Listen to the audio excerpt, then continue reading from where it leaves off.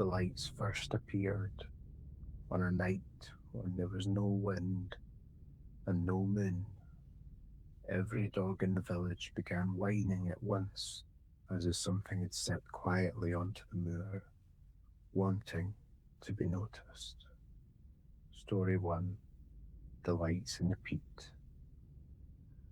I have lived my entire life at the edge of the peat fields beyond our village, where the land stretches outward in long, dark folds, and the ground beneath your boots feels less like soil and more like something that remembers every footstep placed upon it.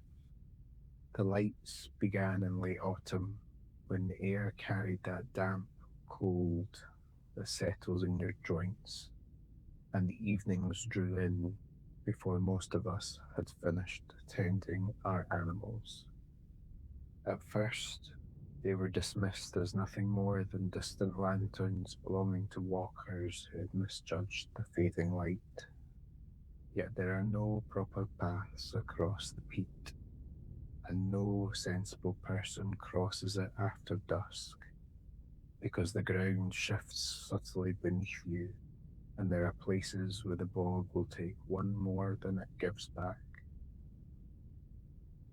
The first night I saw them clearly, I was standing at my gate with a mug cooling in my hand, watching a pale glow drift low across the moor, where no road runs and no house stands.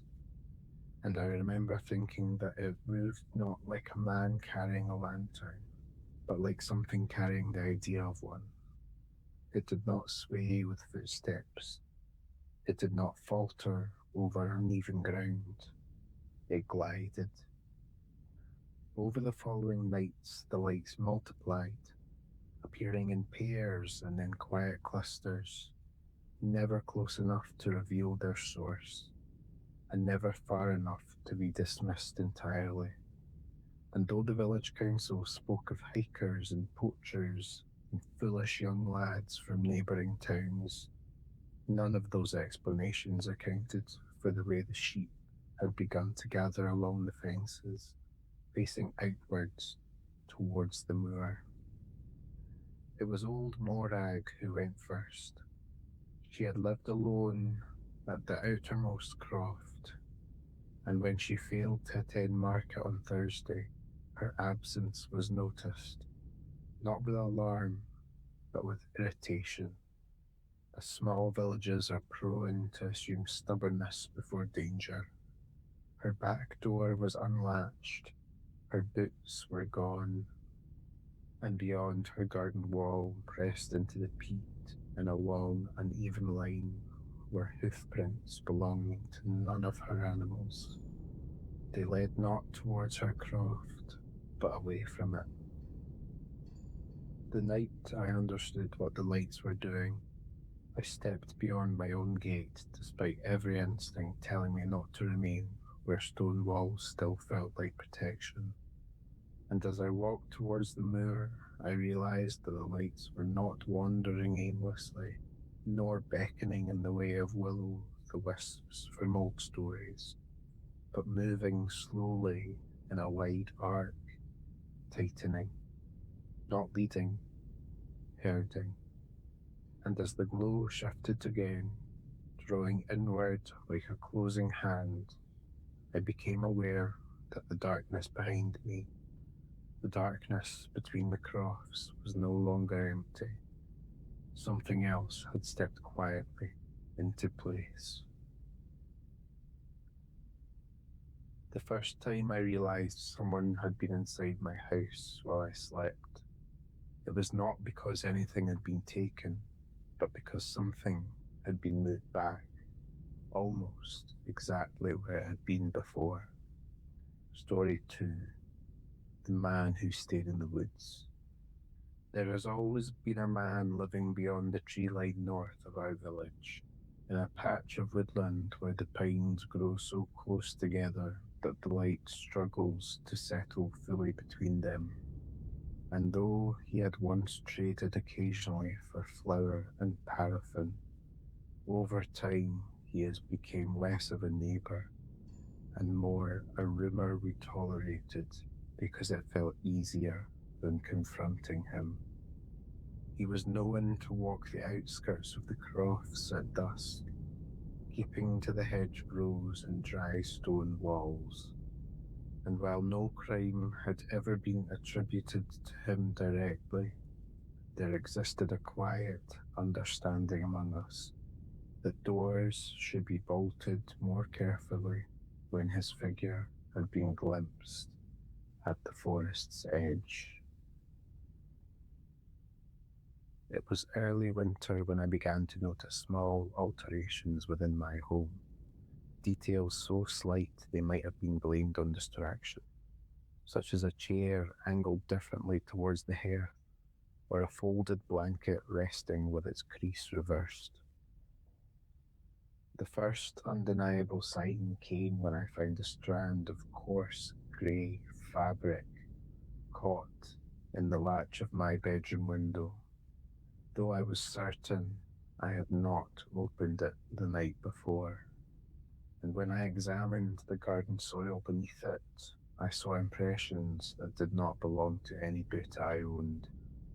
I did not speak of it at first, because to admit that someone had entered my home without my knowledge would have required admitting that I had slept through it.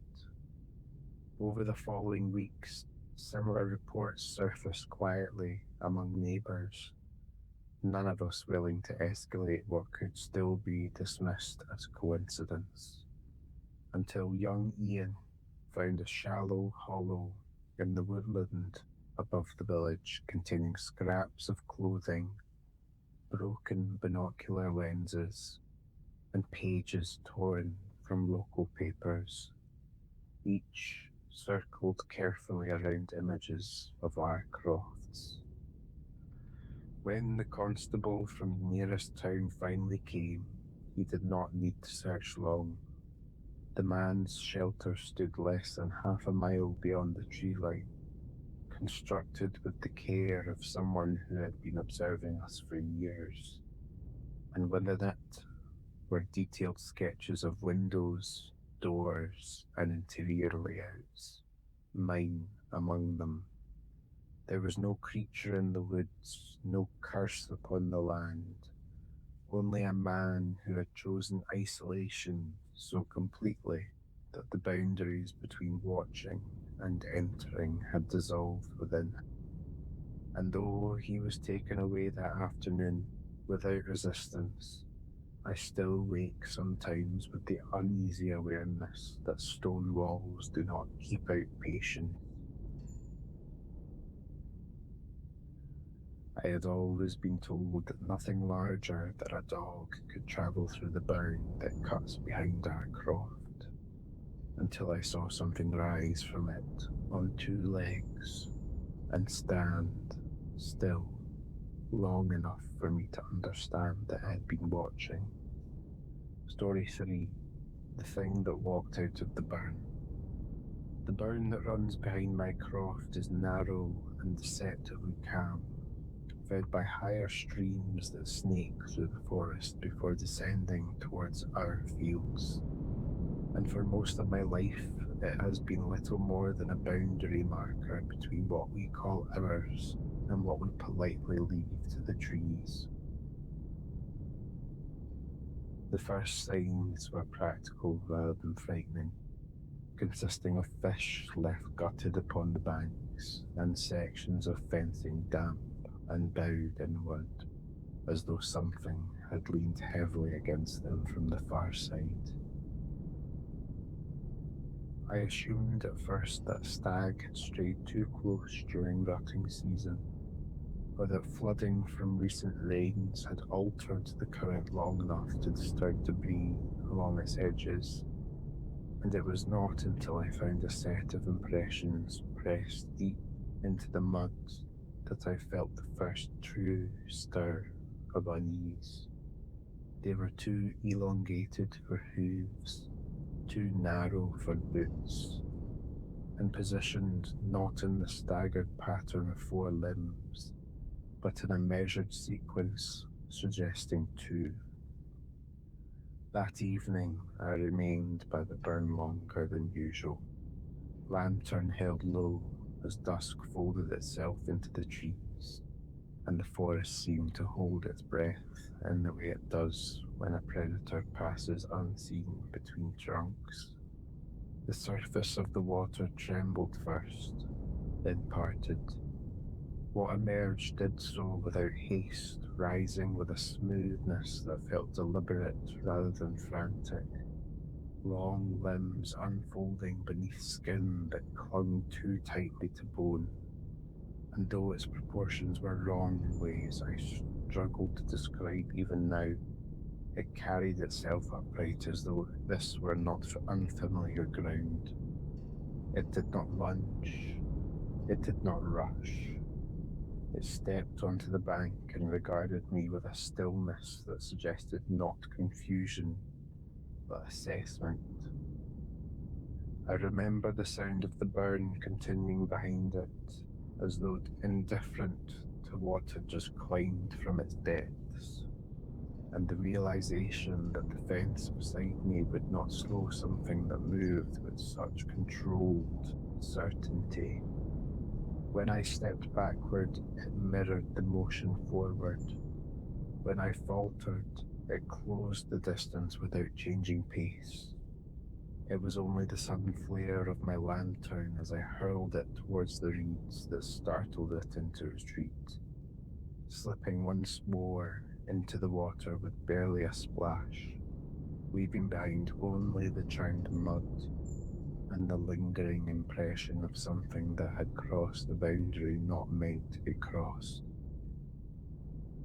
The following morning, when I rose before dawn to check the burn, I found the hairstones inside my croft damp beneath my boots, a thin line of water trailing from the door towards the place where I had been standing the night before.